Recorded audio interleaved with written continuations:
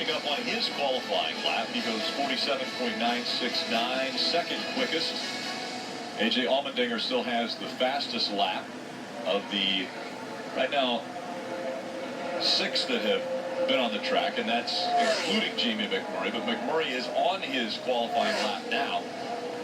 I have to believe this is one of the cars you're going to have to beat on Saturday night. Really good plate racer. Has some Daytona wins. This is a guy that needs a win on top of everything else. So needing a win and having the ability to do it, you'll have to watch out for him. Good lap, 47.50.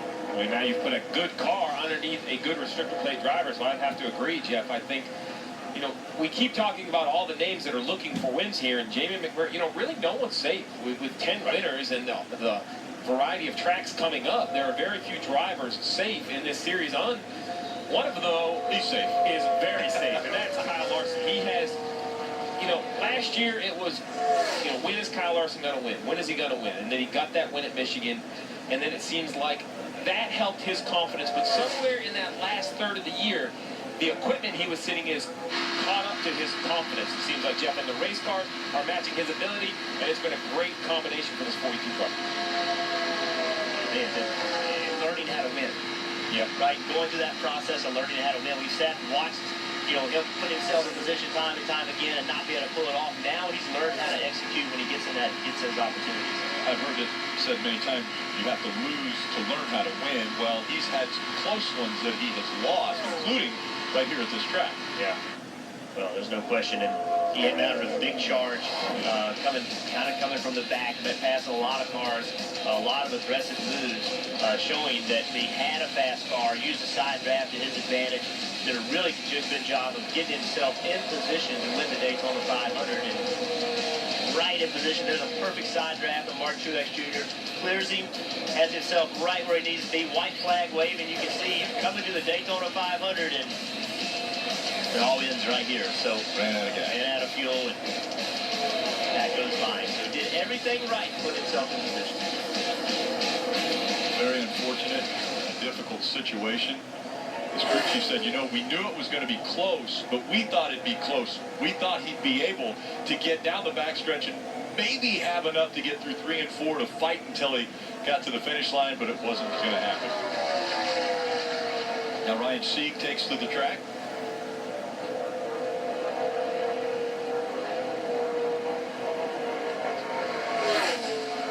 Ryan Sieg has his own team, Ryan Sieg Racing. And they're based in Sugar Hills, Georgia. Ryan Sieg is 7th quick out of the 8 that have been on the track. Let's go to Kelly Stavist. With Casey Kane, who's chosen the right color fire suit for a weekend like this. But Casey, you watched Jamie McMurray put down a time. You seem pretty surprised by it. What kind of speed do you expect to have in the 5 car? Well, I think so far the intergate is top 2, so that's good for us. Not a lot of cars have win, but I think we can go faster than that. I really feel that our First Chevrolet was pretty quick yesterday, so and usually the Hendrick cars down here qualify really well. So yeah, I'm looking forward to trying to go faster than a 50. See what some of these other guys have too. But the draft seemed okay as well, and I thought we had pretty good, stuck up pretty good. Tomorrow night should be good. All right, Casey Kane looking for his first win on a plate track this weekend. It's Kelly. There's Corey LaJoie on the track. Corey LaJoie, a very good basketball player. Actually, played a few pickup games with Corey LaJoie. A very talented young man. Are we going, is that compared to Rick's skill set or general skill set of basketball? Now remember, I'm tall. I am tall, so I have that going for me in the world of basketball. But Corey LaJoie, 5th quickest and the fastest Toyota up to this point at 48.529 for LaJoie.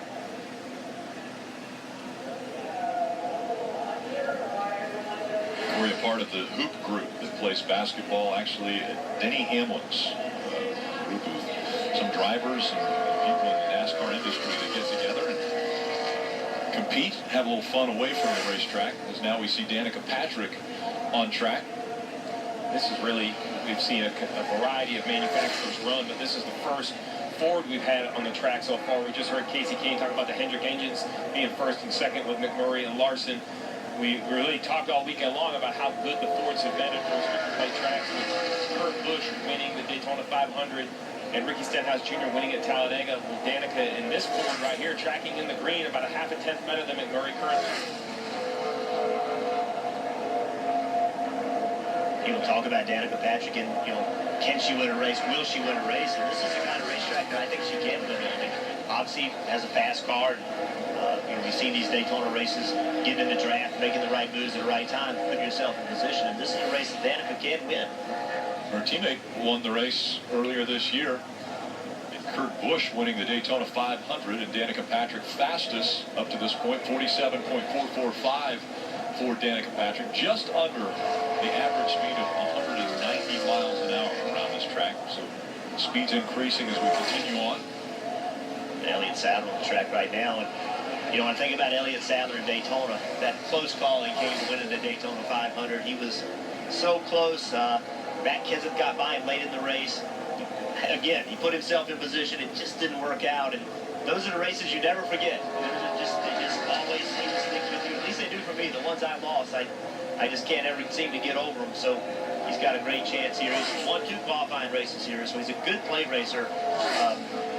Driving this team is a little bit of an underfunded team, but Elliott Sadler, he knows how to get it done at Daytona, and it'll be fun to watch him tomorrow night. We will see him racing also tonight. Currently the points leader in the Xfinity Series, and he'll be racing for 250 miles later tonight in the Firecracker 250.